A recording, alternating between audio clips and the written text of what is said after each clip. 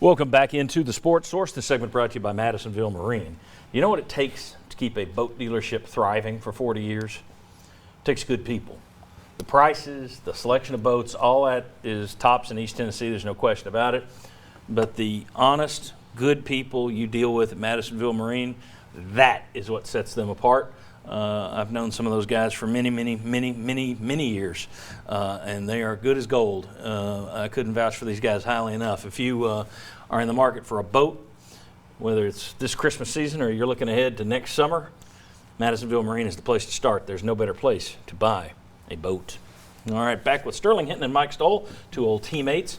Ancient. The announcers during yesterday's game revealed something that Jeremy Pruitt had said to them, because he always tells the ESPN guys everything he's thinking. I think he just got a couch and he goes in and lays down. Here's what I didn't tell the local media this week. But anyway, he said one of the reasons they play Garantano is he gives them such an advantage in the run game. And I don't mean with his legs, though the last couple of weeks he has taken off a little bit more than he did earlier this year. But in terms of getting the team into the right play, and certainly that came into play last night with Missouri's varied fronts.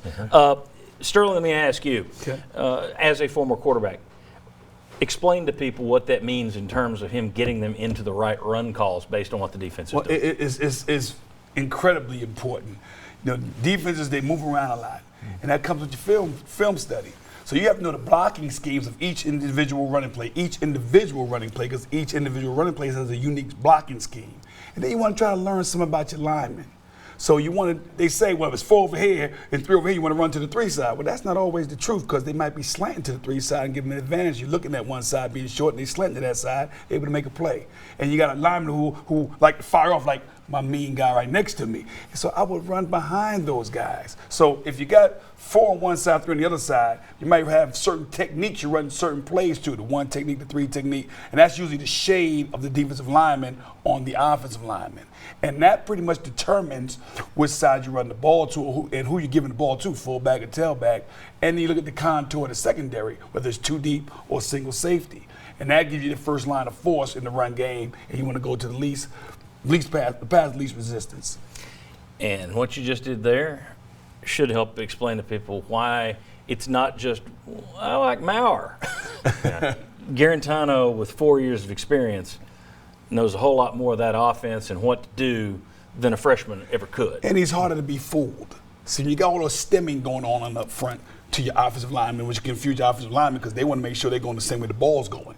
So you want to make sure you get the guys in unison to the same direction to get success on the play. All right, let's flip it. As an offensive lineman, how much of an aid is it to you to have somebody back there who knows what to do? Well, it's huge, and through the week they have scripted plays. And when you have the scripted plays, the coaches have seen all the film. They know they're going to put the quarterback in that line in a situation where they're going to have to check out of it and know what checks to make. So as the line gets more experienced, they know when you walk to the line, we come to the line, like, I know they're going to check to this play.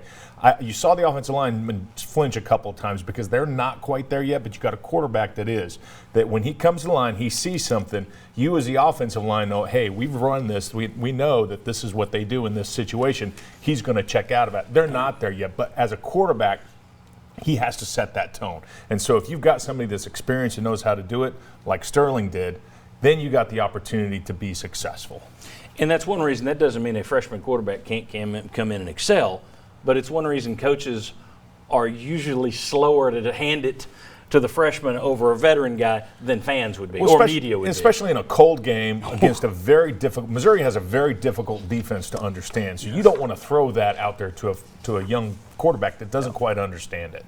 All right, very good. Thank you, guys. You broke that down perfectly. When we come back, Mark Pankratz is going to break down a whole lot of basketball news perfectly. We've got a lot more football to come, too. Stick with us on the Sports Source.